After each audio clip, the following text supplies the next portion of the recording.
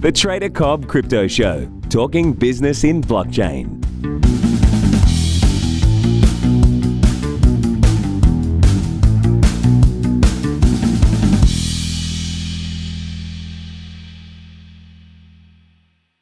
Hi there guys, and welcome to the Trader Cobb Crypto Show. Today I've got Khurram of IBC Group. Thank you so much for taking some time out, because I know you've just had a new baby, so congratulations. Thank you. So if you wouldn't mind just introducing yourself and telling the viewers a little bit about what you're doing. Sure. Basically, I work for a family office, my own family office, and we invest purely in, mainly in real estate and the education sector, even though we have some interest in some banking institution on a global level. In 2007, we were looking at M-Pesa in Kenya, how to do money transfers. So in 2012, we bought a substantial amount of Bitcoin, and just to see how we can transfer money and back and forth. And then the Bitcoin prices went up, and then they crashed, so we just got stuck with it. So it was more by fluke that we amassed this much wealth. And last year we had a pray and spray approach. That means any ICO that we like, we invested in them. And unfortunately, due to the crypto market, we have lost about 80% of the money. So now what we're doing is we're looking at projects in which we can be long-term with the people and get equity in them, right? Yeah. And I know you got an opportunity to talk to a lot of people in the space who are at that event in the ICO.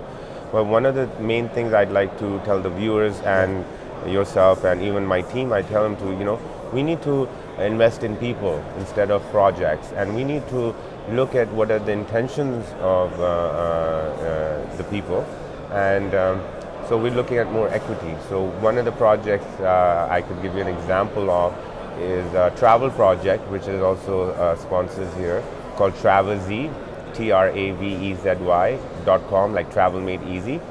So I was telling my group, I was like, you know what, we're going to invest in them. Why? Because worst case scenario is we're going to get free hotel rooms all around the world.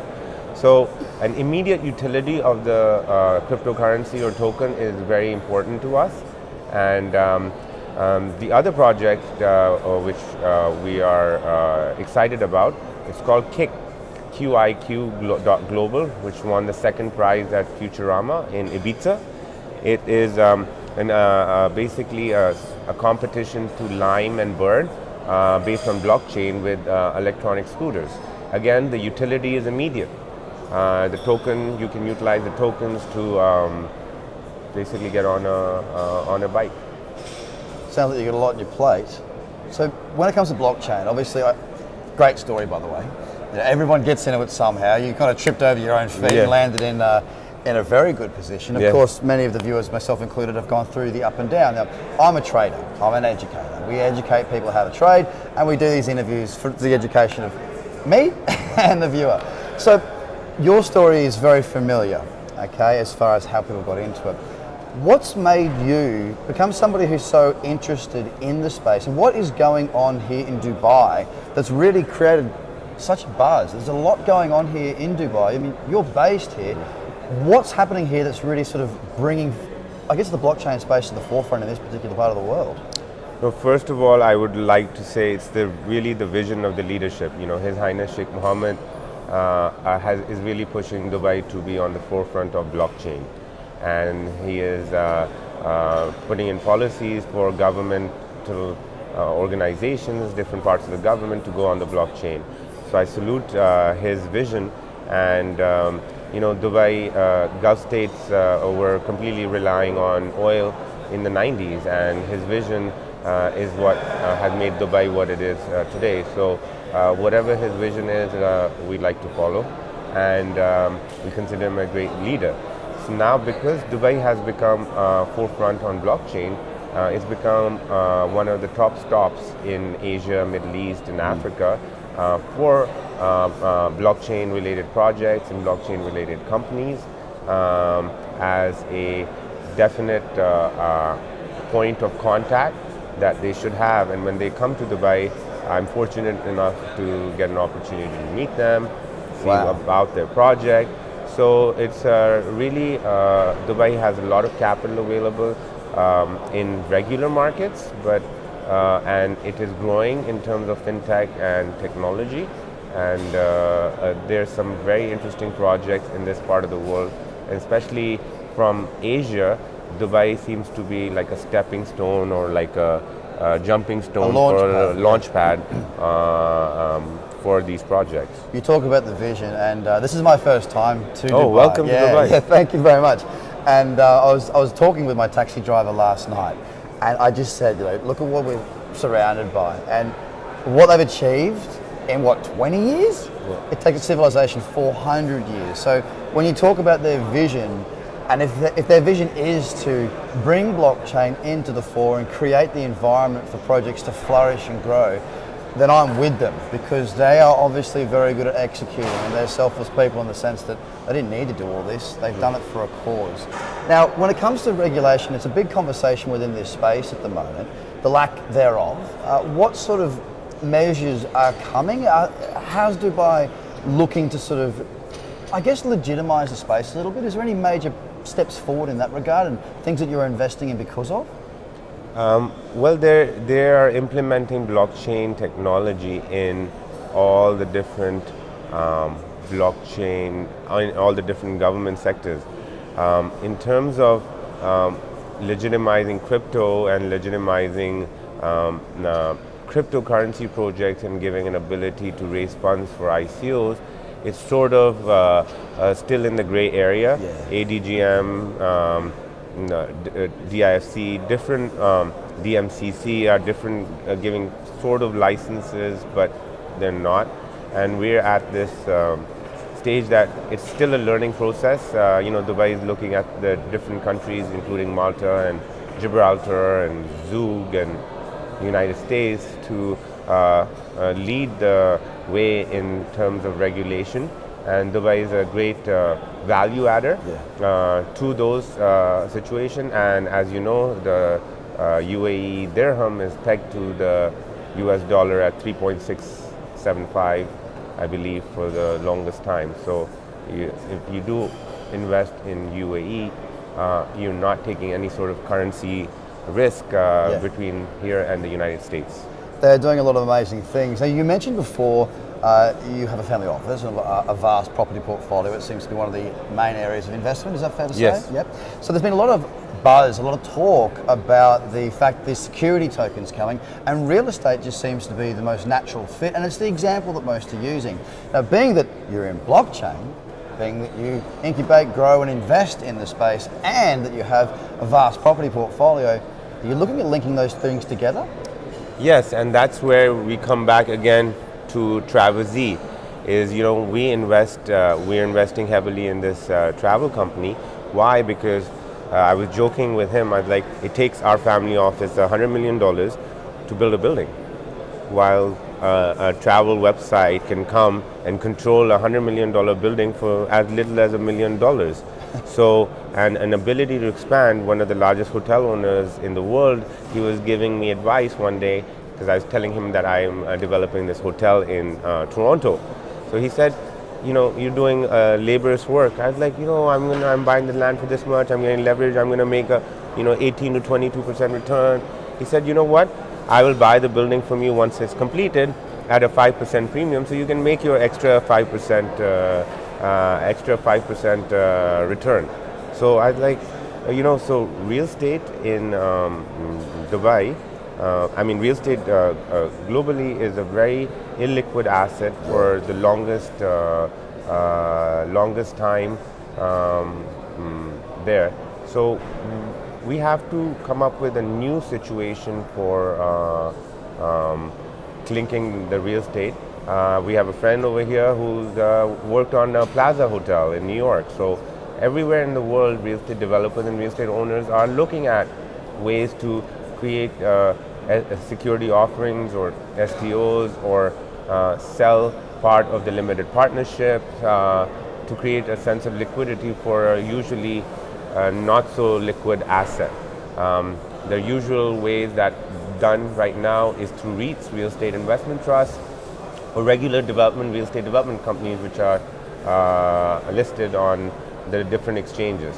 So this is a new way for fundraising for real estate projects, and it will give an average investor an ability to get in and out of real estate properties and portfolio seamlessly with little or no cost.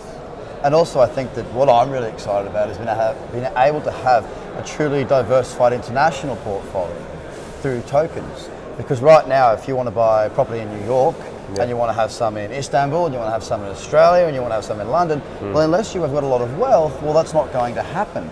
If we can tokenize this economy, this real estate, then it gives us the potential to bring more people into the space. Now that should really help real estate prices increase too, shouldn't it? Yeah, prices increase because we were talking about the other day about tokenizing a particular asset. So let me give you an example. Yeah. It's a $100 million asset.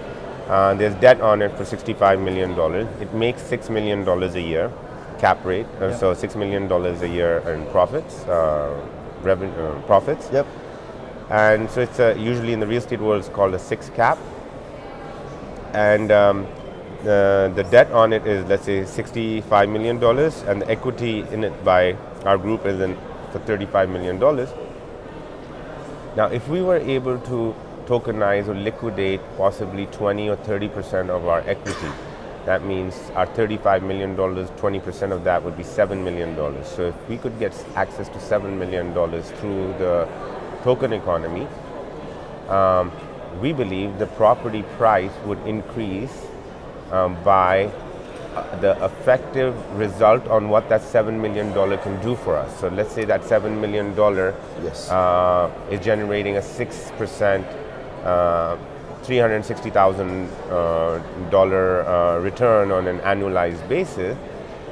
We believe that our property price would increase by 20 times the amount of the 360,000. So that means our property price would increase by twice, probably the same amount, or possibly twice the amount of the money that we were to get. So it would increase by $14 million. So now, by tokenizing $7 million, you're able to increase your value by $14 million. And effectively, same thing. Right now, without this ability to do this, there is a $14 million opportunity cost on that example, on the example you used, because you could be using the money not just for new developments, for new investments in blockchain, different businesses, and it opens up your portfolio because you can use that equity, but it's not just equity because it comes back as cash in a form which you can then reinvest however you like across any asset. That's surely got to spur governments around the world to really take notice of this because it brings more liquidity back to the market. Yes and no, because the process of providing liquidity to the market is a bank's job. Okay. Right? So then you can get then you get into this whole complicated situation. The people who benefit right now in this field are private lenders. So anytime you need second mortgages, third mortgages, fourth mortgages, fifth mortgages, tranches, there's tranche warfare in terms of the first mortgage, the fourth mortgage, so it's up to 2% a month. Yeah. And so for $7 million, you could end up paying, 24%, 26% plus broker fees, etc. And even if it is worth it, because you might need the $7 million, sometimes your hands are tied. You have this $100 million property, you have $35 million invested in, you need $7 million for some other project, and you're going to basically take away a lot of your cream and time and money and resources for that extra $7 million. So the issue is there. The issue is there to be resolved. Security tokens and property can do this. Are you investing in any projects like this? Yes, I've invested in a few projects, security tokens, but it really, the regulations are not there. It's not getting listed on any of the exchange. So, I mean, if you invest in it, you might be providing liquidity to the real estate owner or to that, but your liquidity is now not short. To yourself.